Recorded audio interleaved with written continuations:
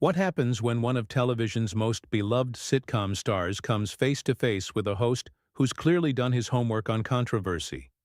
You won't believe what unfolds when David Schwimmer sits down for what was supposed to be a light-hearted, promotional interview, only to find himself trapped in an increasingly hostile interrogation that would ultimately expose the dark side of late-night television. Before we get into this incredible story, make sure you hit that subscribe button and drop a comment below because you're not going to believe what unfolds. Last night's episode of The Late Show started like any other.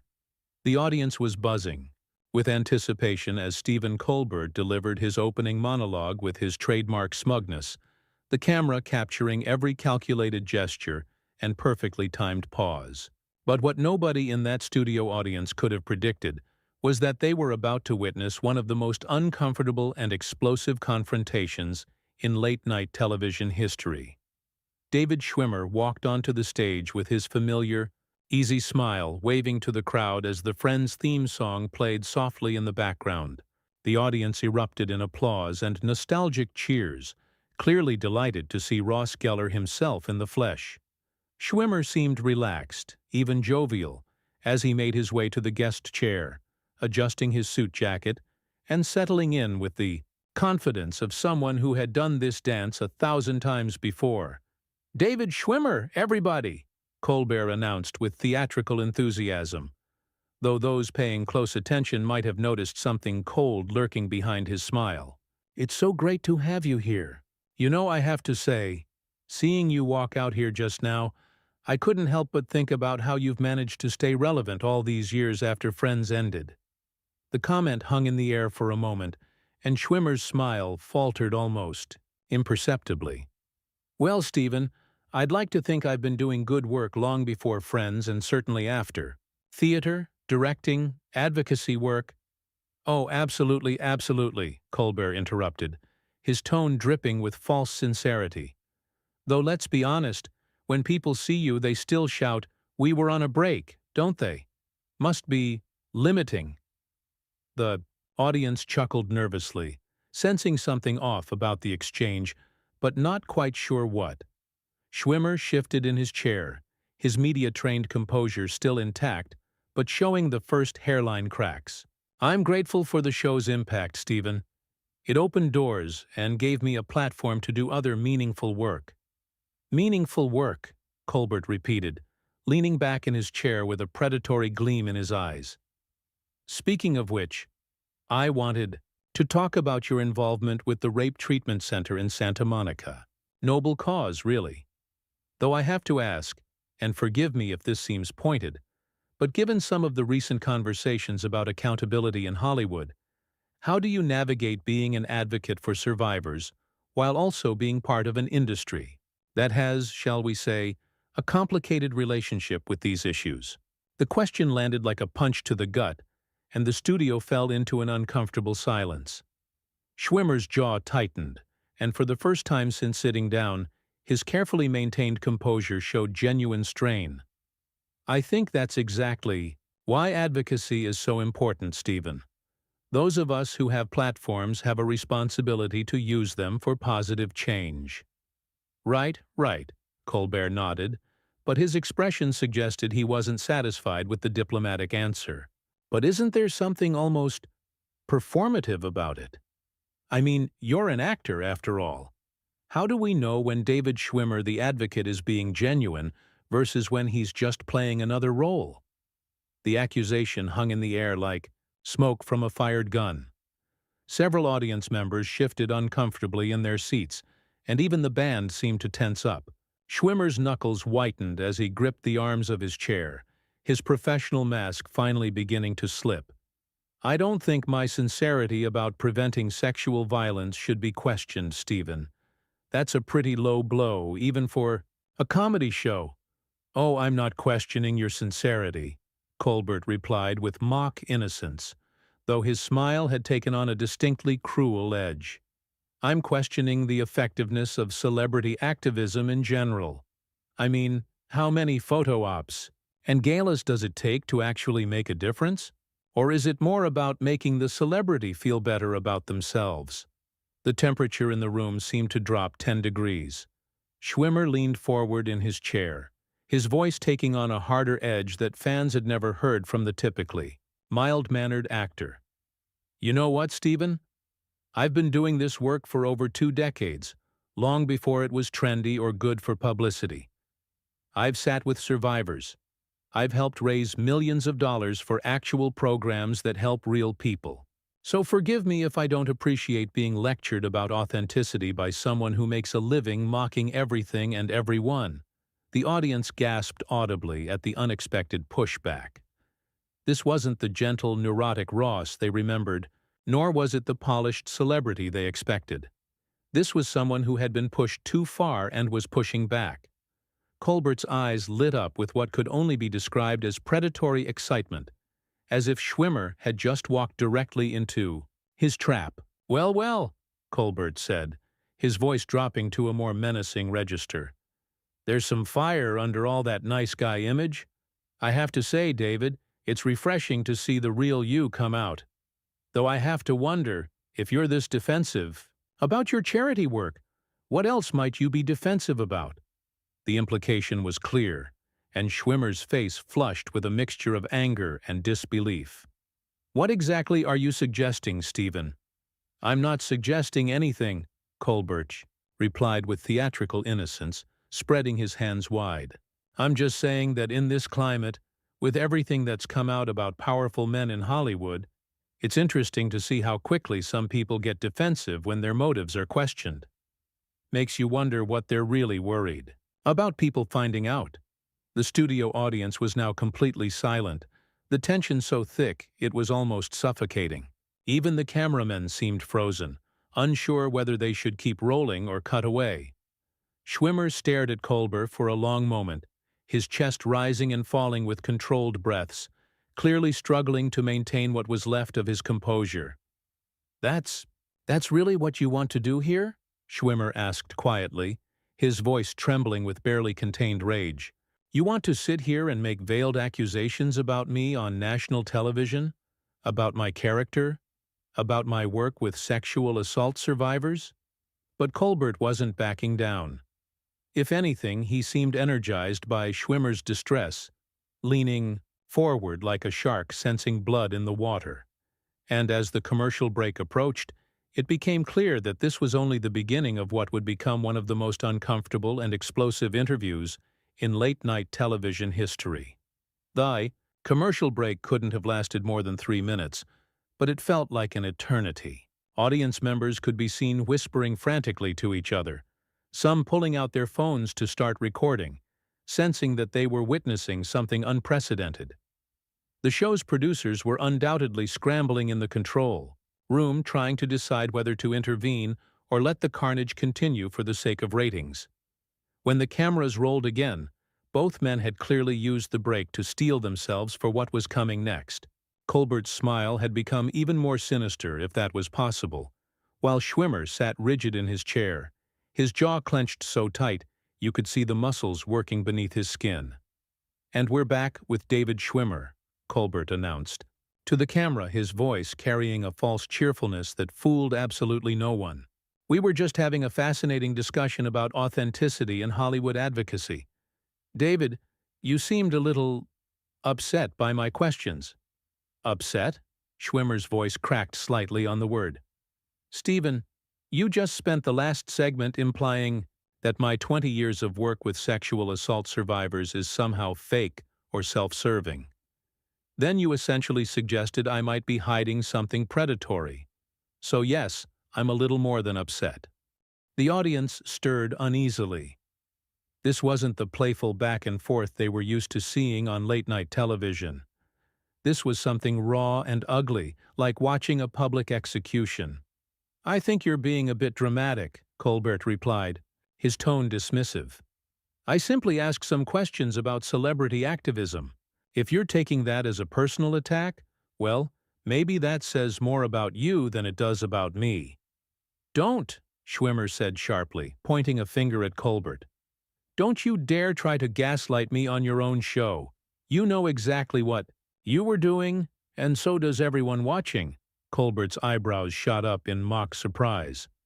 Gaslight? That's quite an accusation, David.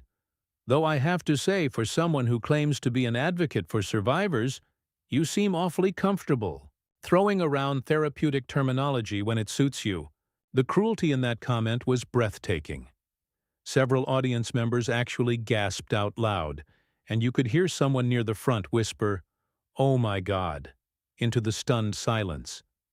Schwimmer's face went completely white, then flushed deep, red as the full implication hit him. "You—" Schwimmer started, then stopped, clearly struggling to find words adequate to express his disgust. "You just mocked survivors of psychological abuse. On television. Do you understand what you just did?" "I didn't mock anyone," Colbert replied coolly. "I simply pointed out the irony of someone using clinical terms to describe a simple interview. Question. Though your reaction is certainly illuminating." That was the moment everything changed. Up until then, this had been a deeply uncomfortable interview between a hostile host and an increasingly defensive guest. But something in Colbert's tone, something in the calculated cruelty of his words, seemed to break whatever restraint Schwimmer had been clinging to. "You know what's illuminating, Stephen?" Schwimmer's voice dropped to a dangerous quiet that somehow carried more menace than shouting would have. "What's illuminating is watching someone who built their career on fake moral superiority reveal themselves to be exactly the kind of person they claim to oppose." The studio fell so silent you could hear the air conditioning humming. Colbert's smile faltered for the first time since the interview began, but he quickly recovered, though there was something harder in his eyes now. "I think you're confusing comedy with moral superiority, David. Though I suppose when you've spent your entire career playing the same character, it might be hard to distinguish between performance and reality." "The same character?"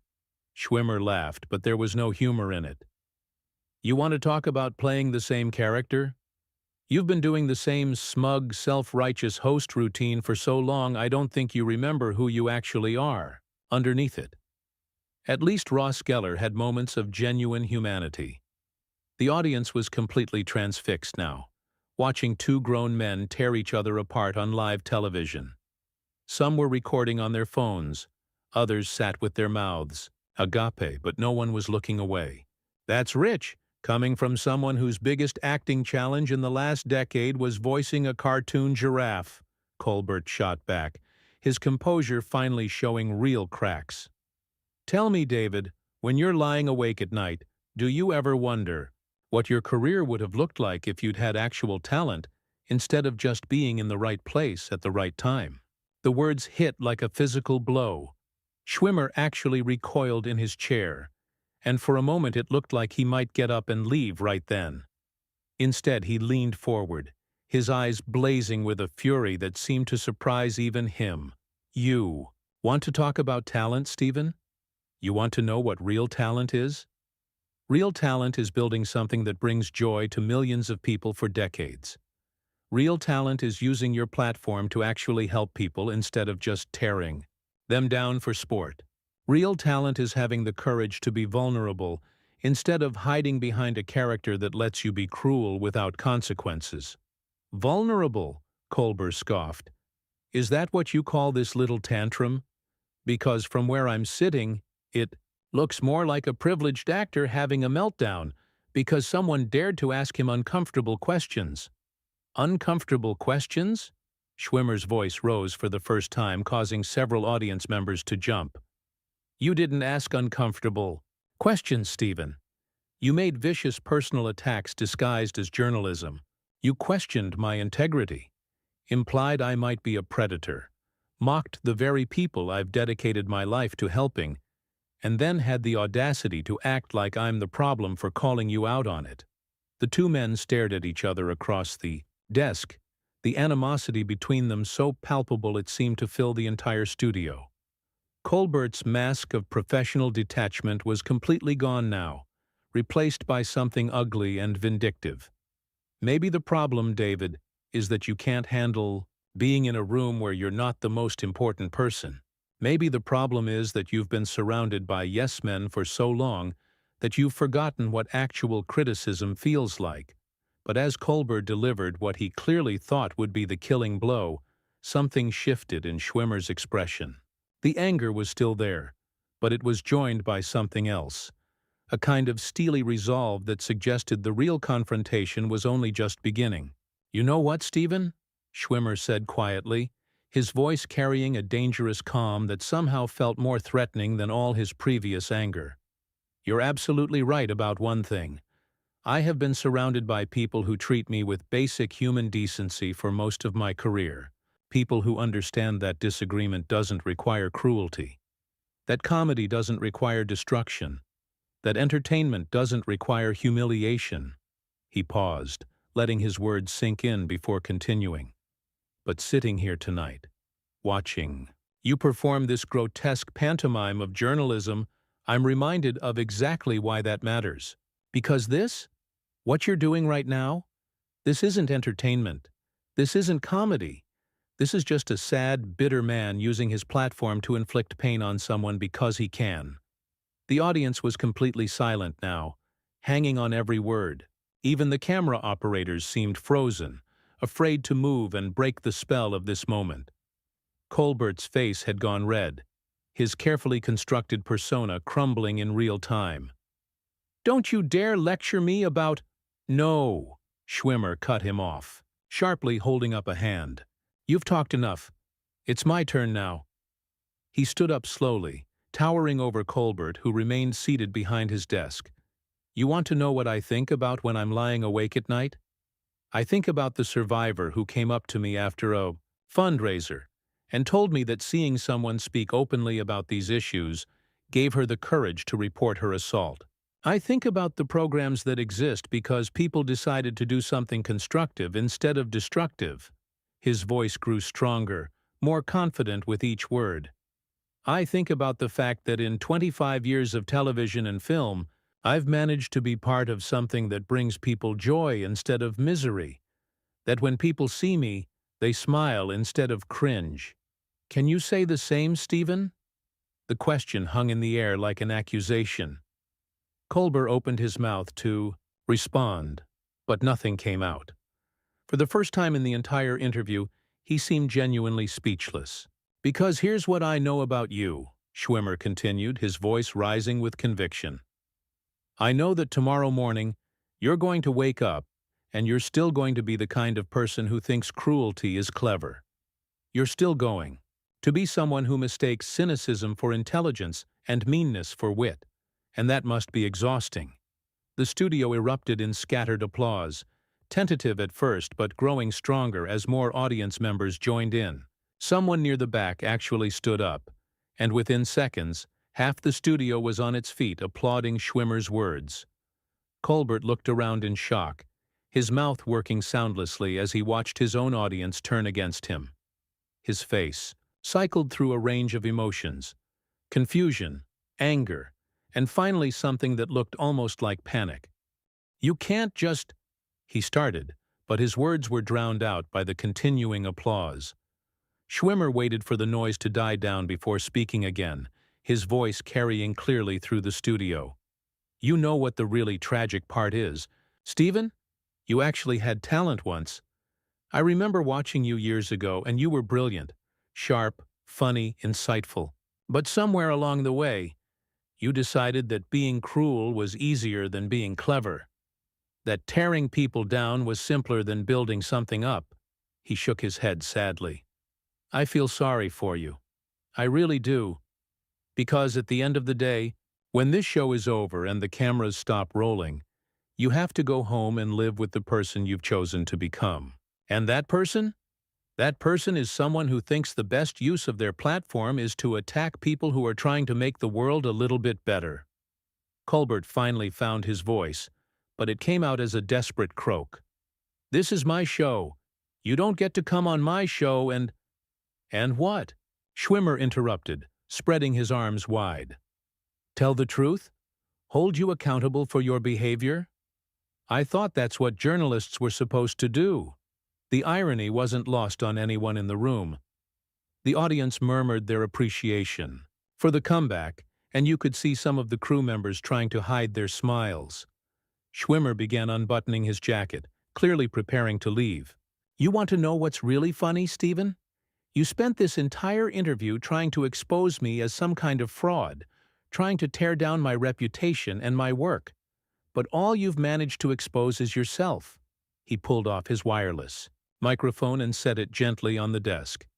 "I came here tonight to talk about a project I'm passionate about, to maybe make people laugh, to have a good time.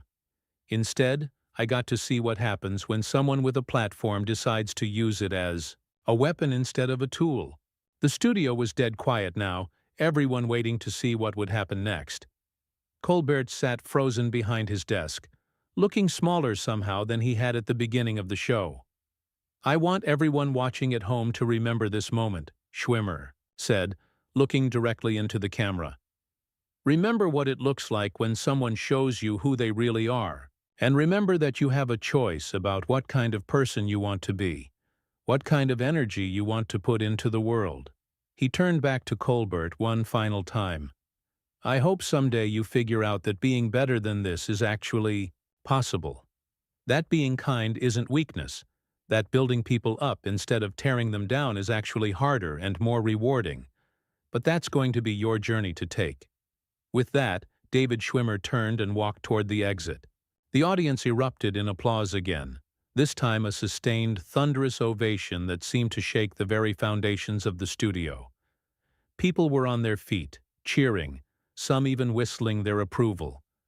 Colbert remained seated, his face a mask of confusion and humiliation, as his guest walked away with his dignity intact and his head held high. The cameras kept rolling, capturing every second of the host's complete breakdown of composure. As Schwimmer reached the edge of the stage, he turned back one final time and said, loud enough for everyone to hear, "Good luck explaining this one to your advertisers, Stephen." And with that devastating final shot, David Schwimmer disappeared behind the curtain, leaving Stephen Colbert alone at his desk, facing an audience that was still applauding his guest's departure. The show cut to commercial immediately, but the damage was already done. In less than an hour, what had started as a routine celebrity interview had transformed into a masterclass in dignity under fire, with David Schwimmer emerging as an unlikely hero and Stephen Colbert exposed as exactly the kind of bully he had always claimed to oppose. The internet would be talking about this confrontation for weeks, and Colbert's reputation might never fully recover from the night he picked a fight with Ross Geller and lost.